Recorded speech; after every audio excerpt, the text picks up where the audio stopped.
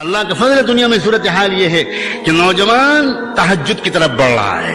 ذکر و تلاوت کی طرف بڑھ رہا ہے، تسبیحات کی پابندی کی طرف بڑھ رہا ہے، تقوی سیکھنے کی طرف بڑھ رہا ہے، اللہ کی محبت کی طرف بڑھ رہا ہے۔ سچ کہہ رہا ہوں، یورپ کا نوجوان، امریکہ کا نوجوان، میں ہندوستان کی بات نہیں کر رہا، ہندوستان میں تو بعض علاقے بہت آگے جا رہے ہیں الحمدللہ، لیکن میں یورپ کی بات کر رہا ہوں۔ وہاں کے نوجوان یقین مانیے، بعض یونیورسٹی کے لیکچرز میں مجھ کو جانا ہوا۔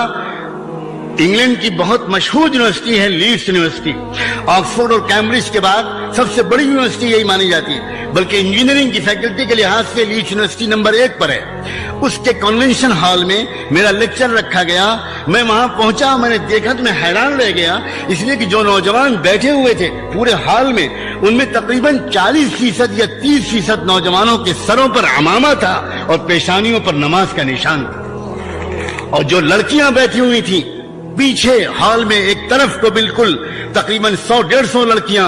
شاید ان میں 2-3 لڑکیوں کو چھوڑ کر سر تاپا حجاب میں ملبوس، گلوز پہنے ہوئے، نقاب ڈالے ہوئے، دستانے پہنے ہوئے، موزے پہنے ہوئے، اور ان نوجوان لڑکوں اور لڑکیوں میں تقریباً 100 کے قریب انگریز نو مسلم تھے۔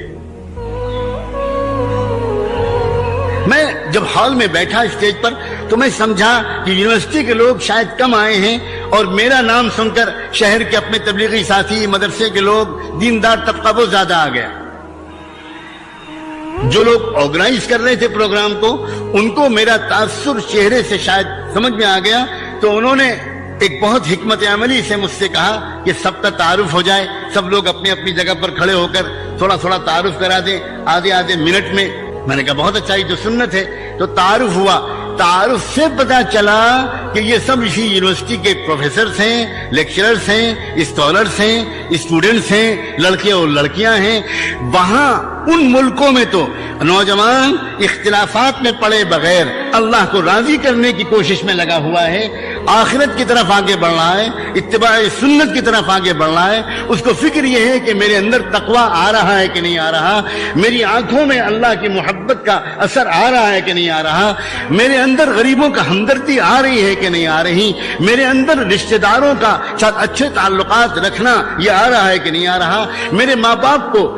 مجھ سے راحت مل رہی ہے کہ نہیں مل رہی، وہ یہ سب سوچ رہا ہے۔ اور ہم یہ سوچ رہے ہیں کہ ہاتھ یہاں باندھنا چاہیے، کہ ہاتھ یہاں باندھنا چاہیے، کہ ہاتھ یہاں باندھنا چاہیے، اور آمین زور سے کہنا چاہیے یا آمین ہلکے سے کہنا چاہیے، اور حنفی اور شافعی، تقلید اور غیر تقلید۔ اللہ ان لوگوں کو سمجھ دے، اللہ ان لوگوں کو سمجھ دے جو اس امت کے اندر انتشار برپا کر رہے ہیں۔ سنگین فتنہ ہے،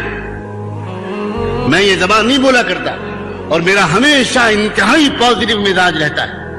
اور میں کبھی بھی نیگیٹو بات نہیں کرنا پسند کرتا۔ میرے کانوں کو سخت تکلیف ہوتی ہے جب نیگیٹو بات ہوتی ہے، لیکن کب تک امت کو صاف صاف بات نہ کی جائے۔ لوگوں،